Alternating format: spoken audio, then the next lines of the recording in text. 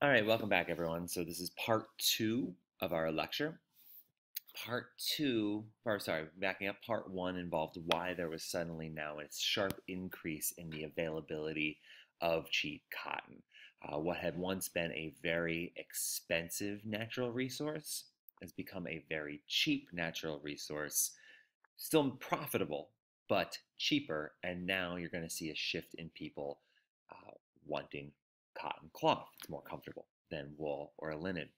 So the next question is why textiles? So, what you typically see in most nations that will industrialize is that textiles are one of the first industries to industrialize. They were kind of the first industry to mechanize, and there's a reason for this. And we're going to try to explore that idea of why Britain, United States, India, Guatemala, places that are industrializing tend to go with either cloth production or clothing production first. So here we go. All right. First of all, you got to realize that everyone wears clothes, so therefore there's going to be a high demand for cloth, and cloth is a pain in the butt to make. So textile production was something that, if either done in the home or by craftsmen, was something that took hundreds of hours of work and effort, typically by female laborers. All right? And as we see in our little asterisks there, the pre-industrial England, weaving was done by skilled men in workshops. In the United States, it was done by women in the household. But, with long story short, still incredibly labor intensive. As we read in the Larkin article, this is all should be review for you. As we read in the Larkin article, the average woman spent possibly up to 6 hours per day in just cloth production.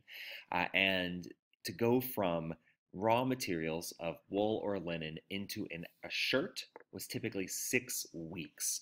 So people typically owned one, two, three shirts. That's about it. If you were to buy a shirt or buy a bolt of cloth from somebody, it was going to be very expensive. And so people did not own that much. But it is obviously something. Look in your drawer. You obviously have more than one shirt. People like to own a lot of clothing. This is true today. It was true then. So we have this sort of natural industry where a lot of people want it and no one really wants to make it themselves. The second it becomes cheap enough, people are going to abandon the hours of labor and pick up with the purchasing of cloth or clothes in a store. So let's talk about this labor that gets involved. Just break it down for a second so you can see how much it is. So in a pre-industrial America, we're talking mostly wool clothing, though certainly flax and linen was also going to be produced. And so let's say first you need to shear the sheep. This is something that to clean the wool and clean it of its lanolin, pick out the crutchings. Crutchings is the word for the poop that is stuck in the wool. So that's your new fun word of the day, crutchings. Is a straight up disgusting job. It is, as we can see from this historical reenactor's face there, she is unhappy about what she has to do. It takes hours of picking and cleaning and cleaning and picking. Then you card.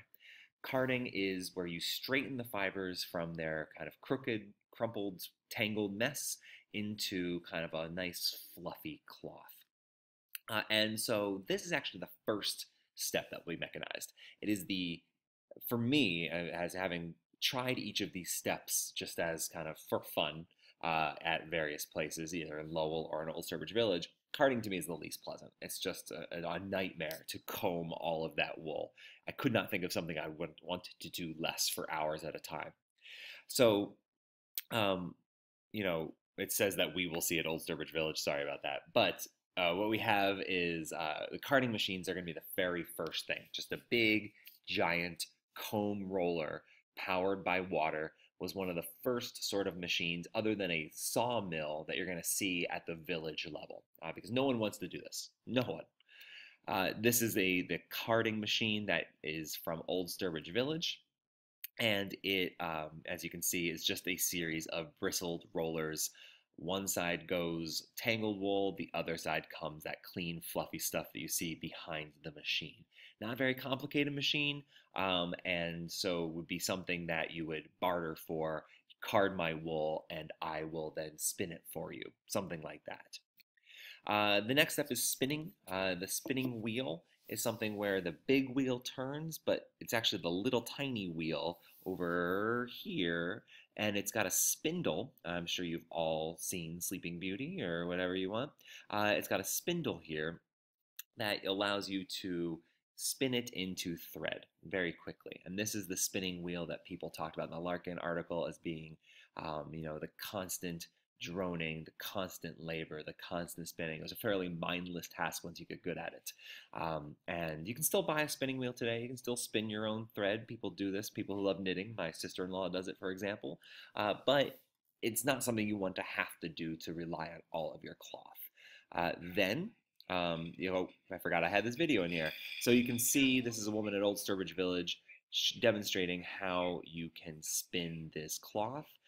You kind of just tighten it and then there you go and spin it to the next thing. And she's doing it slowly to demonstrate, but this would be something that you would spend hours and hours and hours and hours doing. Okay, next. Then you have to weave. Weaving requires a loom. And you're probably going to make, if you're good, 1 to 2 inches of cloth an hour. And this was something people became highly skilled at, could make very intricate patterns, but still a loom was something that was typically only owned by middle class and upper middle class households. You can see how much room that takes up. People had small houses, so if you had a small 1 or 2 room house, you don't want to fill up one of those rooms with a big loom.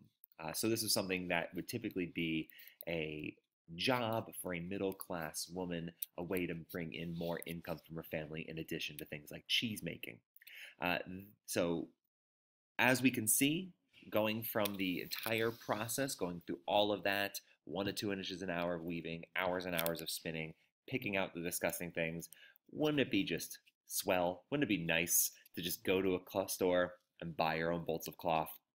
This is the country store at Old Sturbridge Village, and you can see that not only do you have an increase in the availability of cloth, but you have an increase in patterns and colors and all the things that we like in this world. All right, so the sad colors of New England are going to start to be going away and replaced with much more vibrant patterns and colors.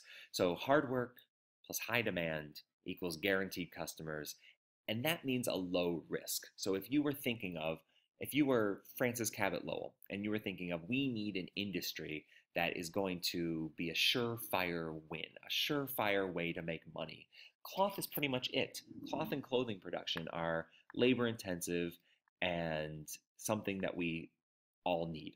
And so therefore, people will immediately abandon this. And I mentioned this in the last one, but it's worth repeating. Cloth went from $1 per yard when it was a high skilled, high labor job.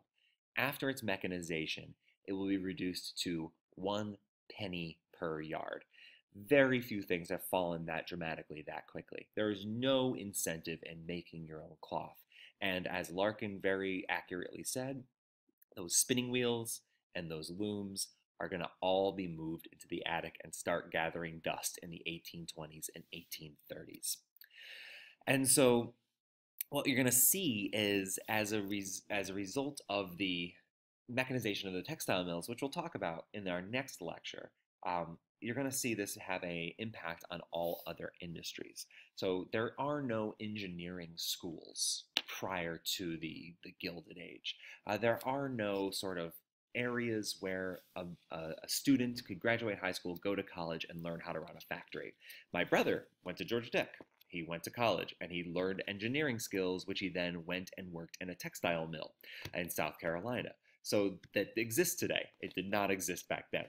So one way to sort of understand these is, yes, the labor is being de-skilled for the people that are pictured there. Those are English laborers, but nonetheless, being de-skilled in that way. But there's a sharp increase in skills among the mechanics and the engineers and the accountants and the overseers. And what we're going to develop out of this industry is sort of this middle class of skilled employees who are going to basically be in an industrial training ground. By working in a textile mill, you can take these skills and apply them to a wide range of other industries. So in our next slide, our next lecture, we're going to be talking about how America sort of stole the textile industry from England, and we steal the machines, but we have this sharp desire to not repeat their mistakes. Kind of classic America, right? We're going to do it, but we're going to do it differently and better. That's exactly what the Declaration of Independence was about, right? So we're going to see how America will attempt to do it differently and better in our final lecture, which will take place in class. On the bottom of the YouTube link, you'll see links for this PowerPoint. It's also on Schoology. You'll see links for a few other things that might be helpful for you for understanding the American textile industry. Thank you very much. Have a great rest of your day.